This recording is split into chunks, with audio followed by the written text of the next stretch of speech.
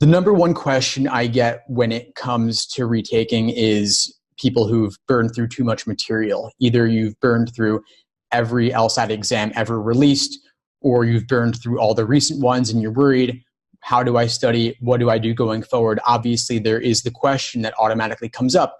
How do I evaluate myself? Maybe you've done everything in the exams numbered in the 60s, the 70s, and 80s, the majority from the past 5 years or so. That's okay.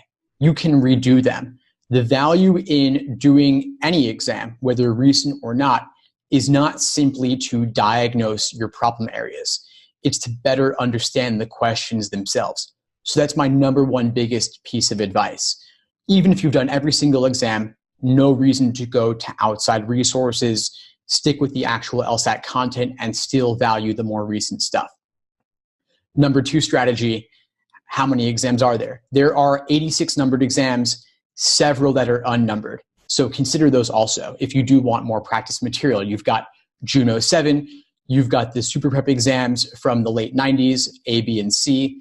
You've also got exam C2 from the Super Prep 2 book, and you've got the official LSAT prep test with explanations, which is the February 1997 exam.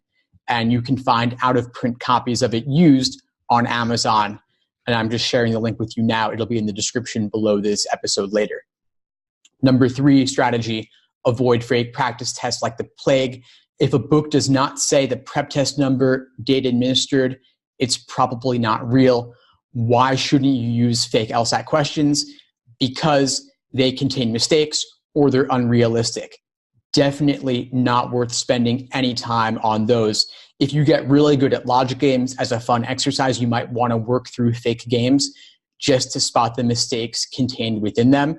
If you go on Amazon and search for LSAT games books, you'll find some of the worst reviewed books where people talk about mistakes in the reviews. And so you can look at those reviews and say, most people don't want the book for that reason. I actually do want the book for that reason because I want to spot the errors in those games. So that could be a fun exercise if you're looking for more practice material. I have my own unofficial LSAT games that I've written, and I assure you those contain no mistakes at all. And so if you haven't done those, give them a look. I'll actually give you $1,000 if you spot an error in my unofficial LSAT logic games. That's how confident I am that they are valid and reliable.